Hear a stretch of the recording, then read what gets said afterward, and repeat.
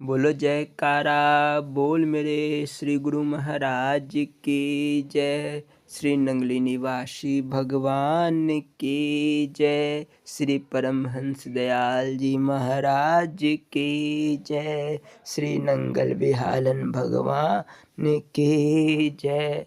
श्री परम गुरु भगवान की जय। जय सच्चिदानंद जी। श्री अद्वैत वचनामृत।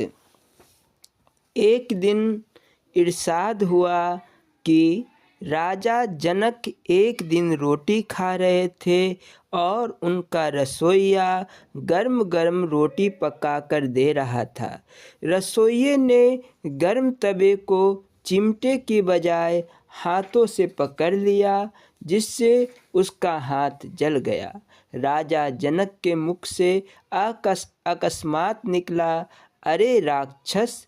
यह शब्द सुनकर रसोइया बोला कि महाराज, आपका वचन मिथ्या तो ना होगा, अब मुझको राक्षस तो बनना ही पड़ेगा। फिर मेरी मुक्ति की भी युक्ति बतलाइए। राजा बोला कि कलयुग में तुम सुथरे शरीर का धारण करोगे और हम गुरु नानक का शरीर धारण करेंगे, उस समय तुम्हारी मुक्ति होगी। बोलो जयकारा बोल मेरे श्री गुरु महाराज की जय। श्री स्वरूप दर्शन पाठ मोक्ष प्राप्ति। बोलो जयकारा बोल मेरे श्री गुरु महाराज की जय। ध्यान मूलम गुरुर्मूर्ति, पूजा मूलम गुरुपदम, मंत्र मूलम गुरुवाक्यम, मोक्ष मूलम गुरु कृपा। गुरु जी को कीजिए दंडवत, कोटि कोटि प्रणाम। कीट न जाने भृंग को, गुरु कर ले आप समान। त्वमेव माता च पिता त्वमेव, त्वमेव बंधु च सखा त्वमेव, त्वमेव विद्या द्रविणं त्वमेव, त्वमेव सर्वं मम देव देवा। बोलो जयकारा बोल मेरे श्री गुरु महाराज की जय। इस पाठ को प्रारंभ करने के पूर्व यह दास श्री नंगली निवासी भगवान के चरण कमलों में दंडवत प्रणाम करता है। बोलो जयकारा बोल मेरे श्री गुरु महाराज की जय। श्री स्वरूप दर्शन पाठ मोक्ष प्राप्ति। हरि ओम।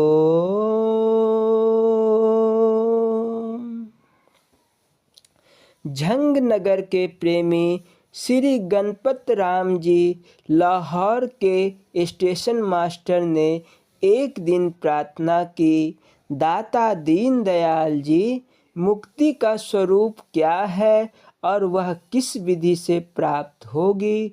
श्री सतगुरुदेव बोले, गुरुमुख प्रेमी, मोक्ष प्राप्त करने से पहले यह जान लो, मुक्त किसको करना है। मैल दूर करने के लिए कपड़े को साबुन लगाया जाता है, क्योंकि मैल ने कपड़े की सफ़ेदी अर्थात वास्तविकता को छुपा दिया। कपड़े को मैल से मुक्त करना है। आपका तत्व स्वरूप सदा मुक्त है। आप अविनाशी परमात्मा की अंश हो, यद्यपि सागर का जल अथाह है, जिसका अनुमान लगाना कठिन है, तथापि चुल्लू भर पानी का भी वही स्वाद है जो सारे सागर का है। इसी प्रकार उस महासागर सच्चिदानंद महाप्रभु के अंश होने के कारण आप भी सच्चित आनंद हो।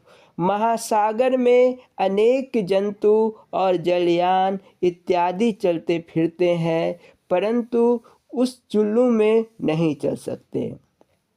जब उस चुल्लू भर पानी को सागर में डाल दिया जाए तो वह फिर से सागर रूप हो जाता है। उस चुल्लू भर पानी को सागर तक ले जाने का प्रत्यक्ष ही मोक्ष का साधन होता है। जब तक इस जीव ने अपने आप को प्रकृति अधीन समझकर जन्म मरण वाला मान रखा है, तब तक ही वह आवागमन के बंधन में है। संसार केवल संकल्प और विचार के आधार पर बना है। जब संकल्प शांत होगा तब यह संसार होता हुआ भी दिखाई ना देगा। ज्ञान रूपी सूर्य उदय हुआ तो संसार प्रतीत ना हो सका, तब मानसिक शांति की प्राप्ति हुई।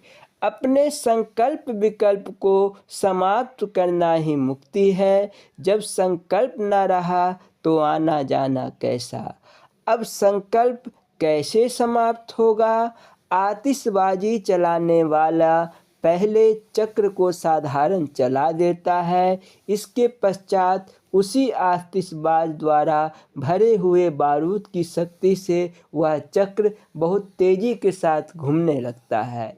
इसी प्रकार विचारवान व्यक्ति, तत्ववेत्ता पुरुष प्रारब्ध प्राप्ति के लिए थोड़ा प्रयत्न अवश्य करता है, परंतु फिर प्रारब्ध स्वयं प्रकट होकर प्राप्त होती है, जिसकी रचना पूर्व जन्म में इसी जीव ने की थी।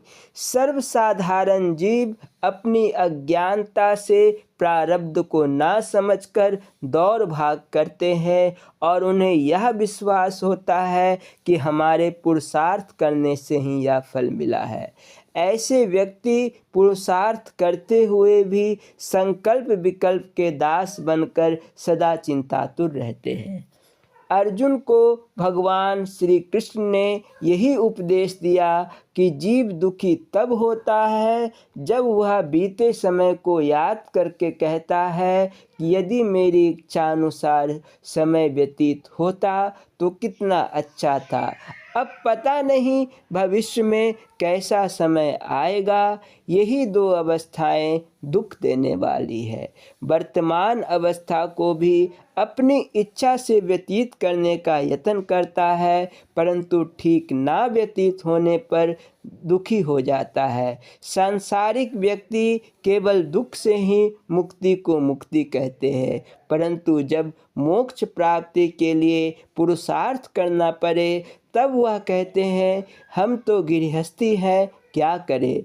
मोक्ष का इच्छुक चाहे गृहस्थी हो अथवा त्यागी, तत्ववेत्ता महापुरुषों की संगत में जाकर उनके वचनों पर दृढ़ विश्वास करके अपना जीवन वैराग्यमय बना ले।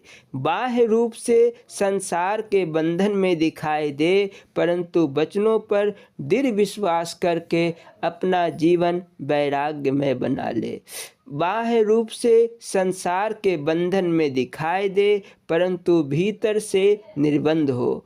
किसी निर्धन को लाखों पैसों से निर्मित धर्मशाला में 2 दिन व्यतीत करने पड़ते हैं, तो वह उपराम भाव से अपनी गठरी और जेब का ध्यान रखता हुआ अपने को उस धर्मशाला का स्वामी नहीं समझता। उसका कर्तव्य है कि अपने निज स्वरूप को ना भूले। धनी और निर्धन दोनों को धर्मशाला में समय व्यतीत करना पड़ता है। धर्मशाला एक है, परंतु उनके निर्वाह के करने के ढंग अलग अलग है। वास्तव में वह दोनों ही यात्री हैं। जिसने भी धर्मशाला अर्थात सराय में दिल लगाया और उस पर अपना आधिपत्य जमाने का प्रयत्न किया, उसे रोकर वहाँ से निकलना पड़ा। बस मुक्त वह है जो धोया हुआ कपड़ा है और बंधा हुआ मैला कपड़ा है। सद्गुरु का शब्द साबुन रूप है, उनके वचन निर्मल जल रूप है। सद्गुरु धोबी रूप है, शिष्य कपड़ा रूप बनकर अर्थात अपने आप को गुरु धोबी के अर्पण करके अपनी ममता और अज्ञान की मैल दूर करे, उससे ही वह मोक्ष को प्राप्त करेगा। सद्शास्त्रों और महापुरुषों का सिद्धांत यही है।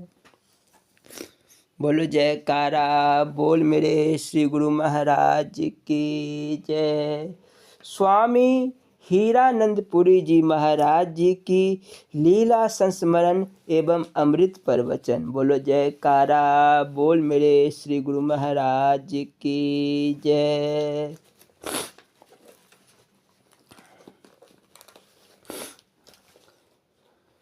माता केसरो के सेब।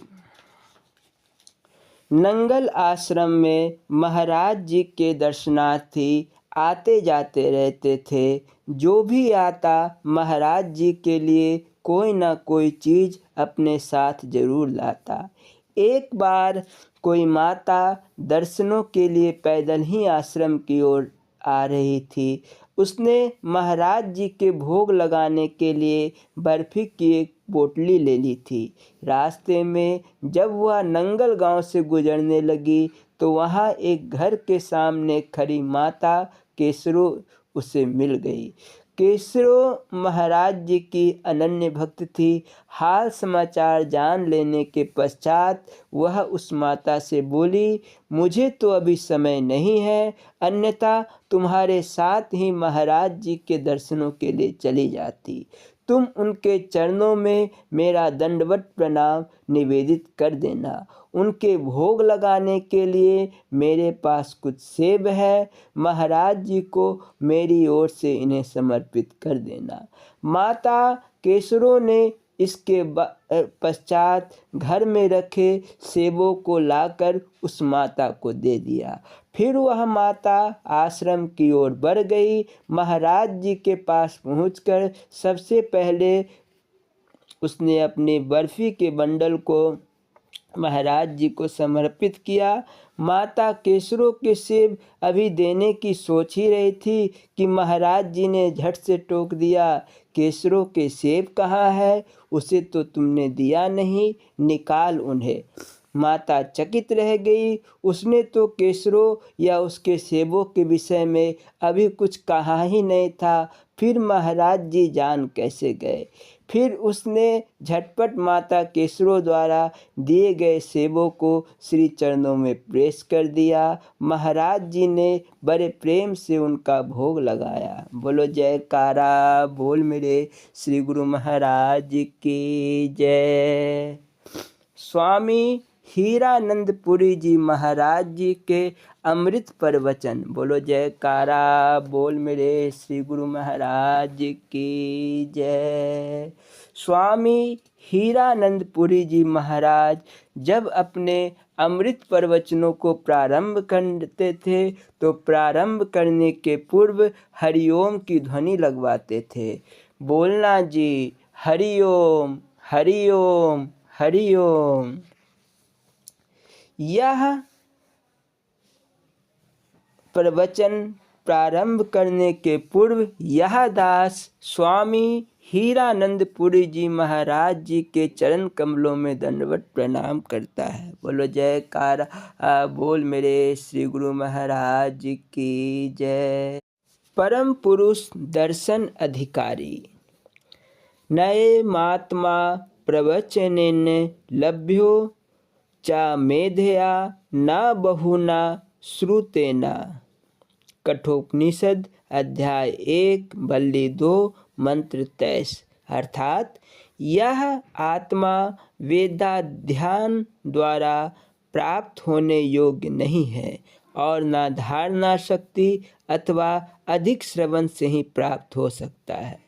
श्लोक। ना वीरतो दुश्चरितन्ना शांतो ना समाहिता ना शांता मानसो वापि प्रज्ञाने नैनमाप्नुयात्।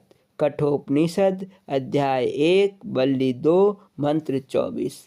अर्थात हे नचिकेता, जो पाप कर्मों से निवृत्त नहीं हुआ है, जिसकी इंद्रियां शांत नहीं है और जिसका चित्त असमाहित या शांत है, वह इसे शुष्क आत्मज्ञान द्वारा प्राप्त नहीं कर सकता है, चाहे वह कितना ही विद्वान वक्ता श्रोता क्यों न हो। अर्थात जो समस्त पाप कर्मों और मन इंद्रियों की चंचलता से हटा हुआ तथा समाहित चित्त और उस समाधान के फल से भी उपशांत मन है, वह आचार्यवान पुरुषार्थी अभ्यासी साधु ही गुरु ज्ञान द्वारा इस ईश्वरात्मा को प्राप्त कर सकता है, निगुरा नहीं कर सकता।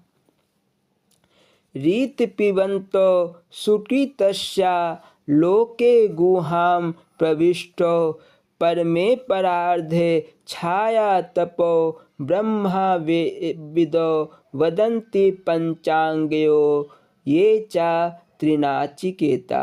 अर्थात आत्मा और परमात्मा के विषय में ब्रह्मवेत्ता लोग कहते हैं, शरीर में बुद्धि रूप गुहा के भीतर प्रकृष्ट ब्रह्म स्थान में प्रविष्ट हुए, एक अपने कर्म फल को भोगने वाला और दूसरा कर्म फल भोग से रहित छाया और धाम के समान परस्पर विलक्षण दो तत्व है।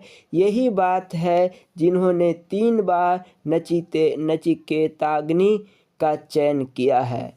पंचाग्नि की उपासना करने वाले भी कहते हैं, ऐसा सर्वेषु भूतेषु गूढ़ात्मा न प्रकाशते दृश्यते त्वग्रयया बुद्धया सूक्ष्मया सूक्ष्मदर्शिभिः।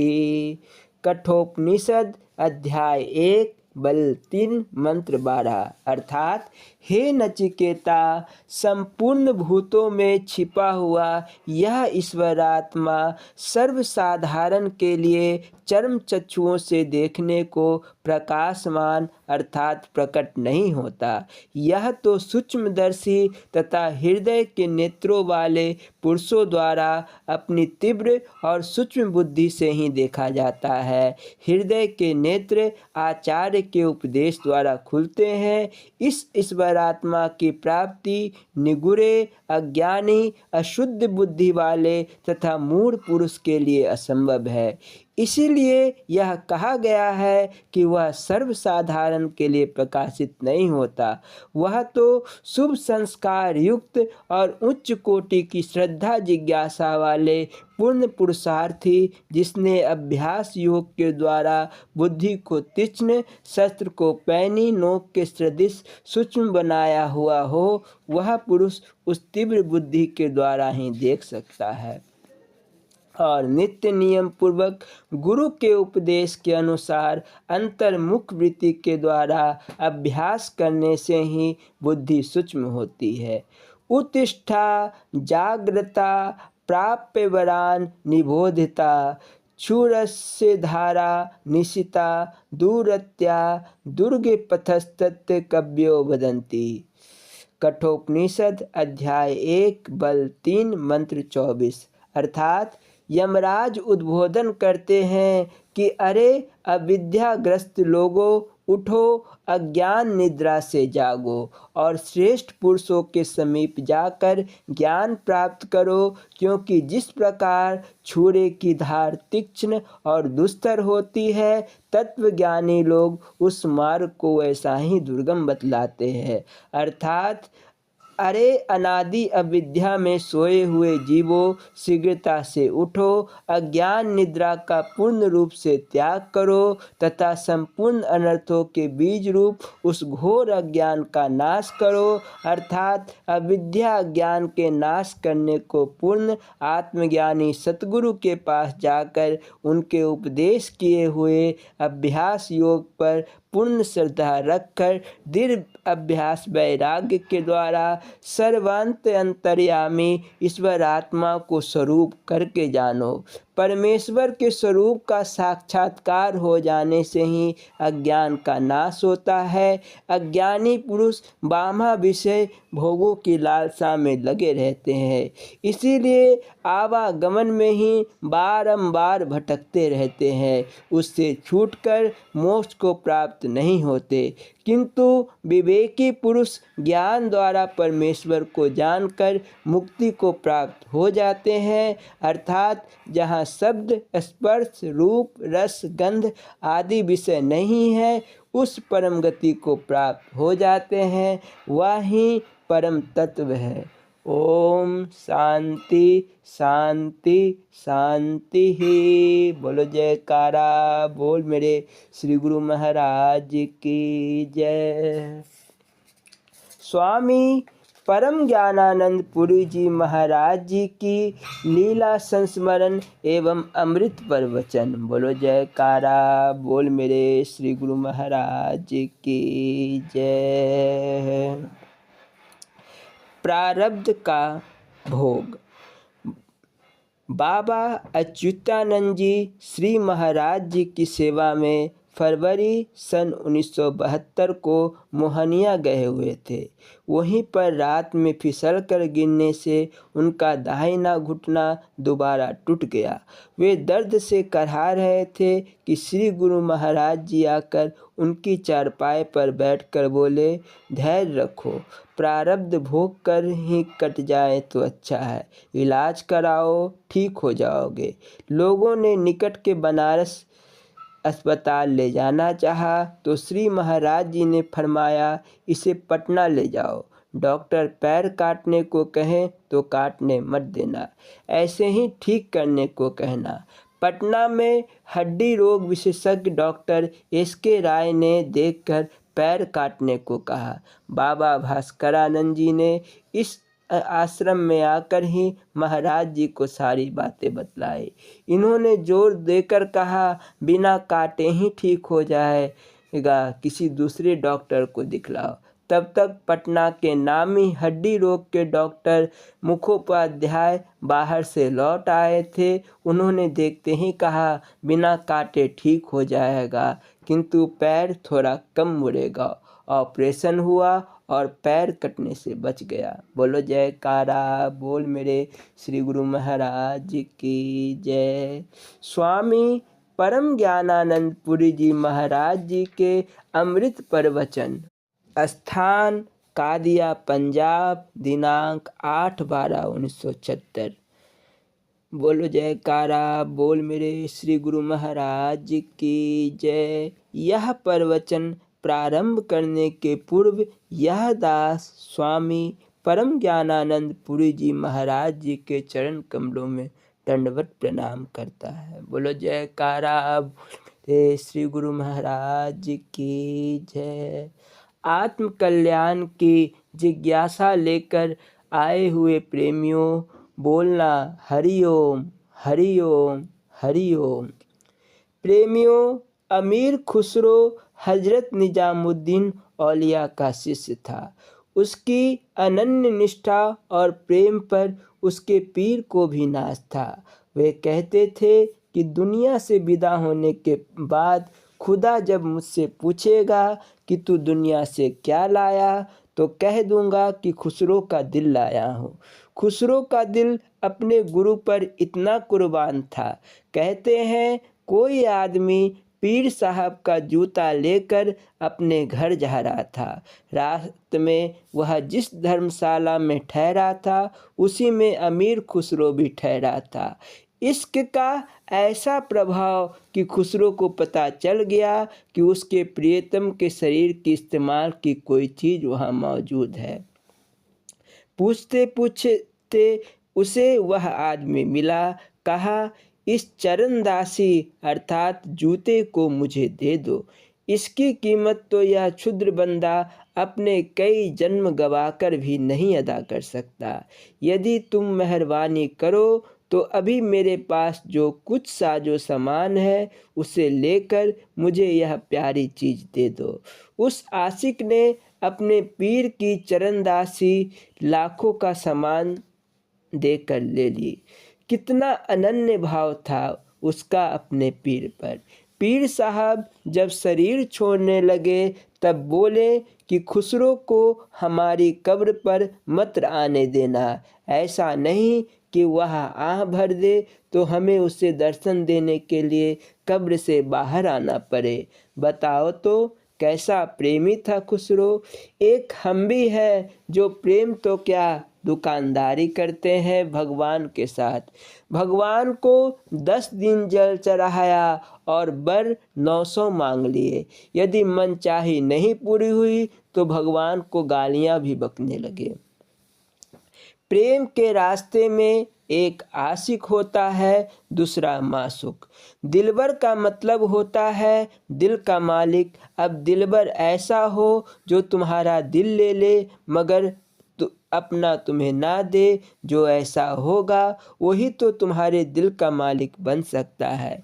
अगर तुम अपना दिल उसे दो और वह भी अपना दिल तुम्हें दे दे तो तुम्हारा दिलबर वह हुआ और उसके तुम। फिर तो दोनों एक दूसरे के आशिक हो गए। माशिक तो कोई नहीं बना।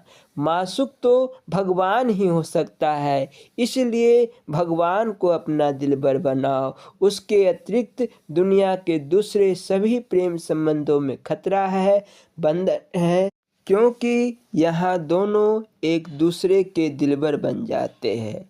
इश्क अव्वल दर्द ले माशूक पैदा मासबद। वह इश्क पहले माशूक में पैदा होता है। पहले समा जलती है तब परवाना उस पर फना होता है।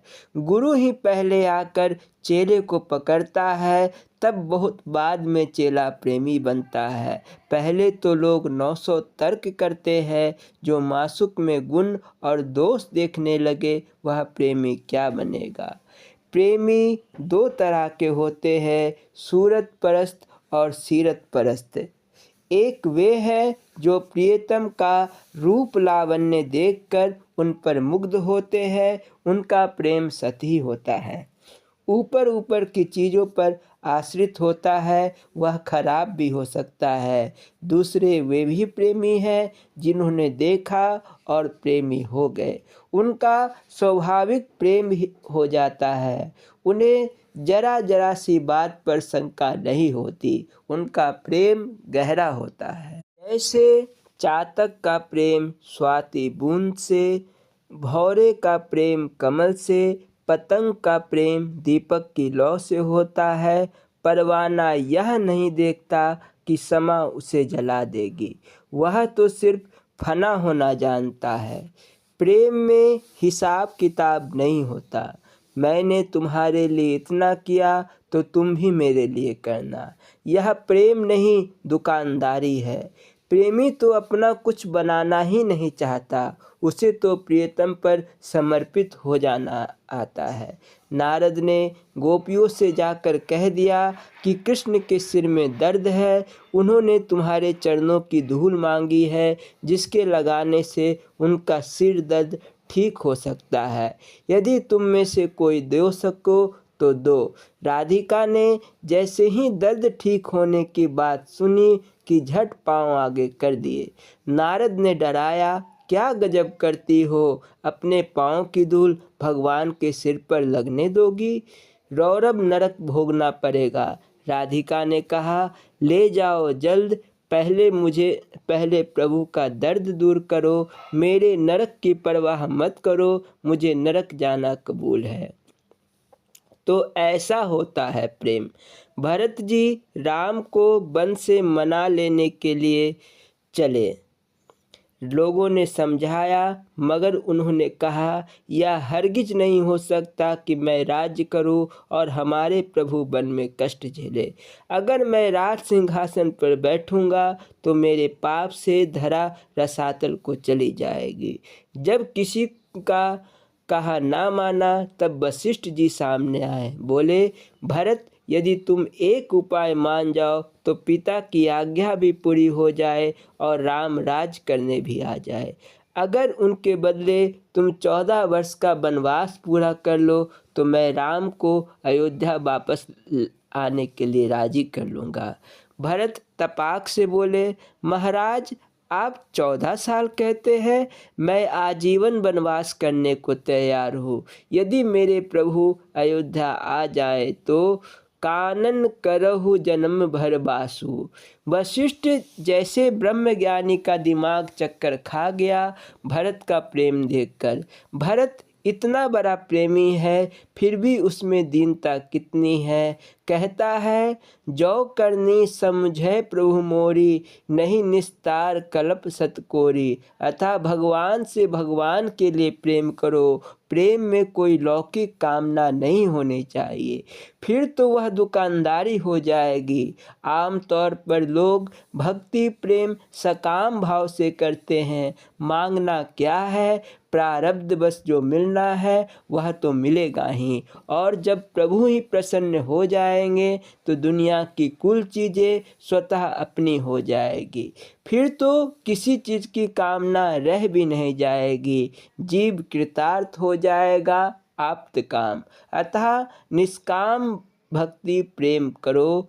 प्रभु की प्रसन्नता के लिए उनकी भक्ति करो। जय गुरु आशीर्वाद। बोलो जयकारा बोल मेरे श्री गुरु महाराज की जय। श्री नंगली निवासी भगवान की जय। श्री परमहंस दयाल जी महाराज की जय। श्री नंगल विहारन भगवान की जय। श्री परम गुरु भगवान की जय। जय सच्चिदानंद जी।